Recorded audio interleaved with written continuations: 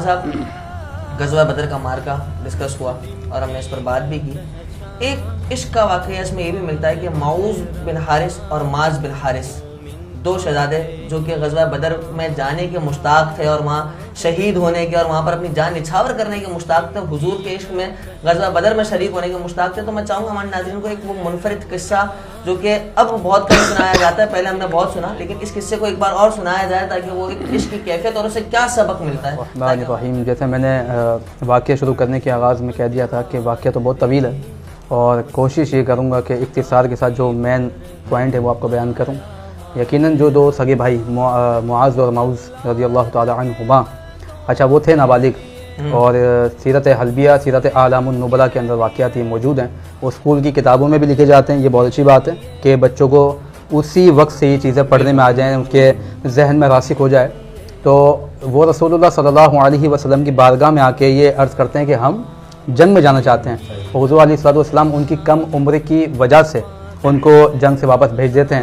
اچھا صرف ان کو نہیں, ان کے علاوہ بھی ایک صحابی تھے وہ بھی کم عمر سے, تو انہوں نے بھی آ کے حضور کی بارگاہ میں جب فریاد کی تو حضور نے انہیں منع کیا, لیکن جب وہ رو پڑے تو حضور علیہ السلام نے انہیں پھر جنگ میں شامل کیا. تو ان سے وجہ پوچھی گئی بچوں سے, تو کچھ یہ کہتے تھے کہ بھائی ابو جہل نے جو ہے ان کے والدین کو قتل کیا تھا, کوئی یہ وجہ بھی ہے. لیکن جو سیرت حلبیہ میں واقعہ موجود ہے اس میں لکھا ہے کہ وہ اس وجہ سے ابو جہل کو قتل کرنا چاہتے تھے اس جنگ میں آ کے کہ وہ رسول اللہ صلی اللہ تعالی علیہ وسلم کا گستاخ ہے. اور یہ باقاعدہ یہ سیرت حلبیہ میں باقاعدہ لکھا ہے کہ وہ یہ اس میں تو شعر بھی کافی لکھے گئے نا کہ نہ جئیں گے نہ جینے دیں گے ناری کو, سنائے گالیاں دیتا ہے وہ محبوب باری کو. اس انداز میں شعر بھی لکھے گئے ہیں اس پہ بہت سارے. تو بہرحال اچھا پھر اس میں ایک واقعہ یہ بھی آتا ہے کہ جب ان کو صفوں میں کھڑا کیا گیا تو ان میں سے ایک کا قد بھی چھوٹا تھا. یہ بھی سیرت حلبیہ میں لکھا ہے. تو انہوں نے کیا کیا کہ وہ پنجوں کے بل کھڑے ہوئے تاکہ ان کا قد اونچا دکھائی دے, کسی بھی وجہ سے وہ ریجیکٹ نہ ہو جائے. یہاں جو چیزیں سمجھ میں آ رہی اس واقعے سے وہ ایک ان کا شوق جو ہے شہادت ہے یا شوق جذبہ جہاد ہے وہ تو ہے, لیکن آپ یہ دیکھیے کہ عمر کے اس حصے میں رسول اللہ کی عزت حرمت کا پیرا دینے کا شوق, اس عمر کے حصے میں جہاد میں جانے کا شوق, اس عمر کے حصے کے اندر اللہ کی بارگاہ میں شہید ہونے کا شوق. یعنی یہ اس عمر کے اندر ہی چیزیں سکھائی یا سمجھائی جاتی ہے, آج نہیں سکھائی جاتی, آج نہیں بتائی جاتی. آج بچوں کو چھوڑیں آپ, ہمارے میڈیا سوشل میڈیا پر بھی لفظ جہاد کو بیان کر کے دکھائیں. الیاذ باللہ لوگ سمجھتے ہیں یہ کوئی دہشت گردی کی بات ہو رہی ہے, یہ کوئی لڑائی کی بات یا خون کی بات کی جا رہی ہے. میں اگر آپ کو کل ہی کی بتاؤں نا بات, میں نے ایک ویڈیو دیکھا, بہت دکھ ہوا. ابھی ہولی آ کے گئی ہے ہندوؤں کی, اس پہ جو انڈیا کے مسلمانوں کے ساتھ سلوک ہو رہا ہے اور خاص کر کے خواتین کے ساتھ, کیونکہ یہ ظاہر ہے ہم بھی میڈیا پہ بیٹھے تو کچھ باتیں بولتے ہوئے کچھ ہم تھوڑا سا چلو ملک کے محتاط ہوتے ہیں ہم لوگ, ورنہ اس پر دل ایسا کر رہا تھا کہ کچھ ایسے کمنٹس میں خود بھی دے دوں کہ خواتین جو جا رہی ہیں با پردہ وہاں ان کو پکڑ کے رنگ لگایا جا رہا, پانی کی بالٹیاں بھر بھر کے ان پہ ڈالی جا رہی, جو نماز کے لیے جا رہا اس کے کپڑے پھاڑ دیے. یعنی ایسا سلوک کیا جا رہا ہے. یہ ساری پستی کی وجہ کیا ہے کہ جو جذبہ جہاد جو جذبہ شہادت آپ کو ان دو بچوں میں دکھتا ہے نابالغی کی عمر میں, آج ہمارے یہاں عمر کے حصے میں آنے کے بعد بھی یہ چیزیں نہیں ہیں. اس لیے کہ حدیث میں آتا ہے ان الجنت تحت ظل السیوف, بے شک جنت تلواروں کے سائے میں. یعنی یہ آپ کو جہاد کا ایک شوق دلایا جا رہا ہے کہ کیونکہ شہید کی فضیلت آپ کو پتہ ہے, جو غزوہ بدر میں شہید ہوا ہے ان کے لیے حدیث میں آتا ہے ای معلوم وشی تم قد غفر لکم, جو چاہے کرو تم بخشے بخشائے ہو.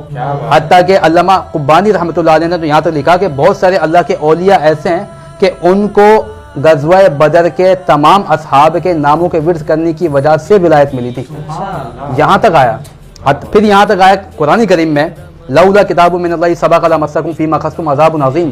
جب فتح مکہ ہوا تھا نا اور جو کافرین قبضے میں آئے تھے تو فاروق اعظم رضی اللہ تعالیٰ عنہ یہ چاہتے تھے کہ ان کو قتل کیا جائے. صدیق اکبر رضی اللہ عنہ کی یہ خواہش تھی کہ ان سے فدیہ لے لیا جائے, ان کو چھوڑ دیا جائے, ہماری فائنینشیل پوزیشن ابھی مستحکم نہیں ہے. تو اللہ فرماتا ہے کہ اگر میں نے لکھ نہ دیا ہوتا, کیا مغفرت نہ لکھ دی ہوتی, کیونکہ یہ غزوہ بدر کے ہیں سب, اگر میں نے ان کی مغفرت نہ لکھ دی ہوتی تو ان قریب عذاب آ کے پکڑ لیتا ہے انہیں. کیوں؟ کیونکہ ابھی میں نے یہ حکم نازل نہیں کیا کہ ان سے فدیہ لے کے ان کو چھوڑو, ابھی حکم یہی ہے کہ ان کو قتل کیا جائے گا. لیکن جو اللہ کا حکم فیصلہ تھا اس سے ہٹ کے بھی اگر صحابہ نے کوئی فیصلہ کیا, اللہ نے اس بنیاد پر انہیں عذاب نہیں دیا کہ وہ غزوہ بدر والے تھے, ان کو اللہ نے پہلے ہی بخش دیا. یہی تو قرآن کہتا ہے کہ جو اللہ کی بارگاہ میں نکلے, جہاد کیا, مال دیا اور اپنی جانوں کو اللہ کی راہ میں بیچ دیا, اللہ فرماتا ہے ان کو میں نے بخش دیا. اور پھر یہی بات صلح حدیبیہ, یعنی طویل واقعات ہیں, تو میں اسی پہ آتا ہوں کہ وہ بچے جو ہیں پھر وہ آئے, ابو جہل جو کافروں کا سردار ہے اور سب سے زیادہ تکبر میں غرور میں جو سرشار ہو کر آیا تھا، اس کو قتل کرنے والے 2 بچے تھے. آپ مجھے بتائیں کہ اللہ تبارک و تعالیٰ جب خدمت دینا چاہتا ہے نا دین کی، تو اس کے لیے نہ عمر، اس کے لیے نہ طاقت، اس کے لیے نہ قد، اللہ رب العزت جس سے چاہتا ہے دین کی خدمت دے دیتا ہے. ابو جہل کا قتل دین کی بہت بڑی خدمت ہے، اور یہ لی کسی گئی ہے 2 بچوں سے. جیسے نمرود بہت بڑا بادشاہ تھا، اس کو مارنے کے لیے اللہ رب العزت نے کس کو چنا؟ ایک مچھر کو.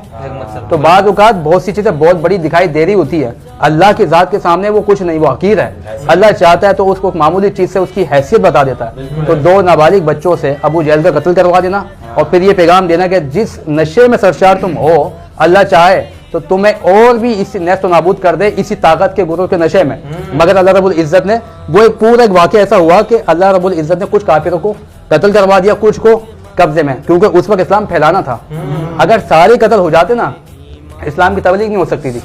یہ بھی سیرت حلبیہ میں، یعنی یہ بہت طویل واقعہ وہاں لکھا ہے. وہ کہہ رہے ہیں یہ بھی اللہ رب العزت کا ایک ایسا فیصلہ تھا کہ اگر کافر بچ جائیں گے، پھر رسول اللہ ان پر رحمت کی نگاہ فرمائیں گے، وہ اسلام قبول کریں گے، تو پھر وہ دین ان کے خاندانوں میں، ان کے اہل و عیال میں پہنچے گا. تو غزوہ بدر کے پیچھے کے پس منظر کو، اس کے مقصد کو وہ ایک الگ انداز میں پڑھنا سمجھنا چاہیے. ہمارے یہ چیزیں بیان نہیں کی جاتی. دیکھا بھی جائے تو مسلم ہمارے یہاں پر کیا ہوتا ہے، بچوں کو تربیت نہیں دی جا رہی ہوتی، اور اگر دیکھا جائے بچوں کو یہ مولویوں کا مسئلہ ہے، یہ مولویوں کے جھگڑے ہیں، یہ مولویوں کے معاملات ہیں، تم ان معاملات میں بیچ میں نہیں پڑو. اگر فلسطین کا مسئلہ ہو تو مولویوں کا مسئلہ، اگر ہمارے پاس برما کا مسئلہ ہو تو مولویوں کا مسئلہ. تو یہ سارے کام ہم نے مولویوں کے سپرد کر دیا، اور اپنے بچوں کی جو تربیت ہے اب لوگ نہیں کر رہے جیسی کہ تربیت ہونی چاہیے.